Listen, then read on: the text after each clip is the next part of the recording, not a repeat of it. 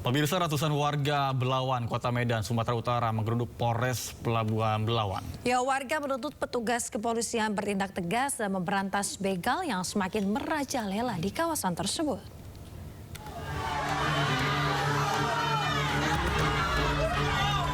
Ratusan warga menggeruduk Polres Pelabuhan Belawan di Jalan Pelabuhan Raya, Kelurahan Bagandeli, Kecamatan Medan, Belawan, Kota Medan, Sumatera Utara. Warga membawa spanduk dan berorasi meminta petugas kepolisian bertindak cepat memberantas begal yang semakin merajalela di kawasan Pelabuhan Belawan. Siti Aisyah, salah seorang pendemo, mengatakan anaknya pernah menjadi korban begal di kawasan Simpang Sicanang Belawan hingga kehilangan ponsel. Kepolisian memberantas yang begal-begal di sini pas jalan Canang itu. Anak saya kelas 2 SMK, kelas 3 sekarang sekolah di Hamar, mau pergi PKL di begal dia. PLT Kapolres Pelabuhan Belawan AKBP Wahyudi Rahmat berjanji akan mengerahkan personilnya untuk memberantas begal serta mendirikan posko keamanan di titik-titik rawan. Bagaimana kita tindak lanjuti, ya, yang namanya segala aksi, tindak kejahatan, tindak pidana, pasti kita tindak lanjuti. Pos kamling, titik-titik rawan Kamtibmas, gangguan Kamtibmas, tentunya kita sama-sama menempatkan nanti.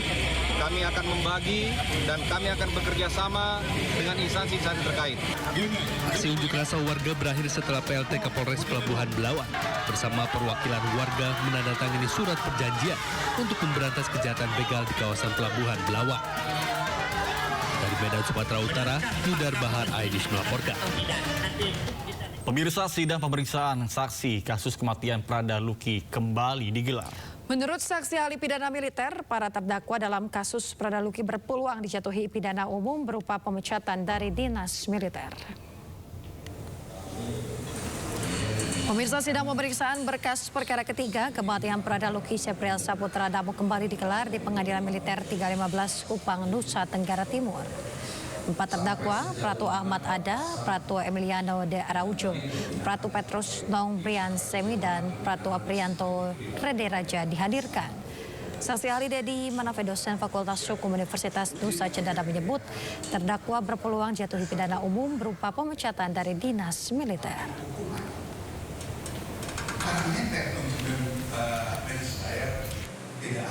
Terkait dengan matinya korban inilah ada ruang untuk penerapan hukum pidana umum, di mana di dalam proses matinya korban ada tindak pidana di luar KUHPM, ada juga tindak pidana khusus yang kemungkinan bisa diterapkan, yaitu berkaitan dengan penyiksaan seksual di pasal 11 Undang-Undang Tindak Pidana Kekerasan Seksual.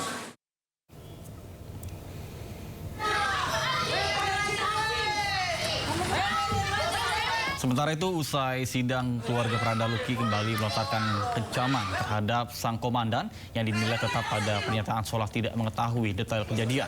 Padahal para terdakwa mengaku telah melaporkan kepadanya. Kemudian ayah Prada Luki, Pelda Christian Namu, juga menunjukkan kemarahannya kepada para terdakwa. Beta cuma ikuti dan nanti kau lihat ya. Jangan pernah main-main dengan nyawa, beta kasih tahu. Keadilan harus ditegakkan. Hukuman cuma dua, beta kasih tahu ya. Mati dan pecat. Kalau Sone, hidupkan anak saya, hidupkan Luki. Ini sudah 1000 kali saya omong. Biar dunia tahu. Ayah Prada Luki, Pelda Christian Namu.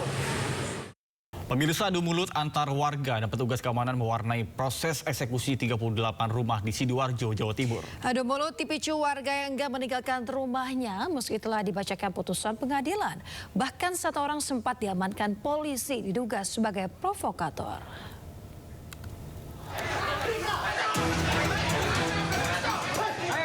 Adu mulut antar warga dan petugas keamanan mewarnai proses eksekusi 38 rumah di Desa Jumput Rejo, Jalan Supodono, Sidoarjo, Jawa Timur.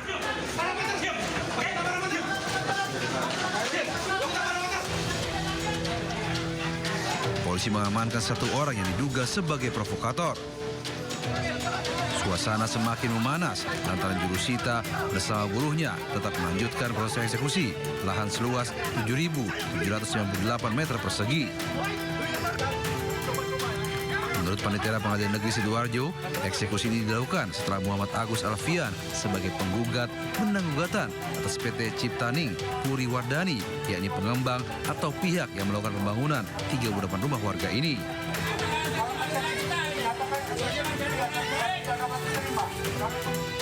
Sedangkan warga yang bertahan mengaku selama ini telah melakukan angsuran dan sebagian lagi telah melunasi pembayaran kepada pihak pengembang. Warga pun bersikukuh untuk tetap menempati rumah mereka. Setelah mediasi yang alot, petugas kemudian melakukan eksekusi rumah yang berada di barisan depan perumahan. Sedangkan 36 rumah lainnya yang akses jalannya terdapat portal masih dijaga warga yang menolak eksekusi. Dari Sidoarjo, Jawa Timur, Yoyo Agusta melaporkan. Nah, Yasmin, ini yang sedang ramai diperbincangkan di media sosial. Seorang dosen wanita ditemukan tewas secara misterius dalam kamar kostel di kawasan Gajah Mungkur, Semarang. Ya, saat ini polisi masih selidiki penyebab pasti tewasnya korban.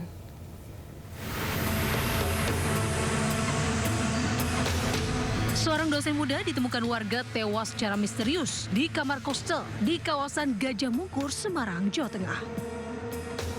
Kondisi korban bernama Dwinanda Licia Levi ditemukan tanpa busana di lantai kamarnya.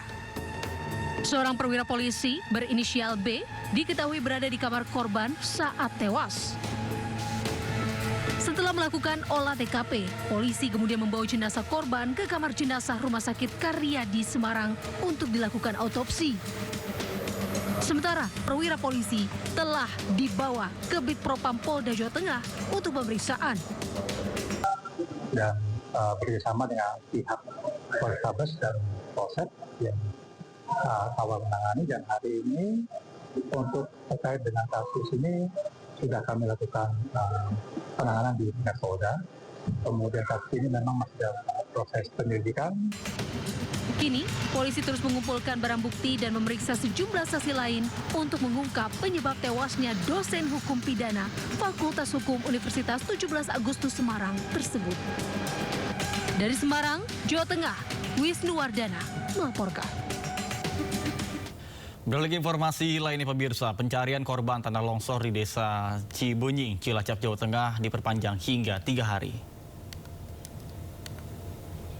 Ya, pemirsa, tim SAR gabungan pada hari Rabu ini berhasil menemukan 2 korban di titik B1 dan B2. Dengan ditemukannya 2 korban ini, kini tersisa 3 korban yang belum ditemukan. Hingga sepekan peristiwa tanah longsor di desa Cibunying, total 20 korban telah ditemukan dalam kondisi meninggal dunia.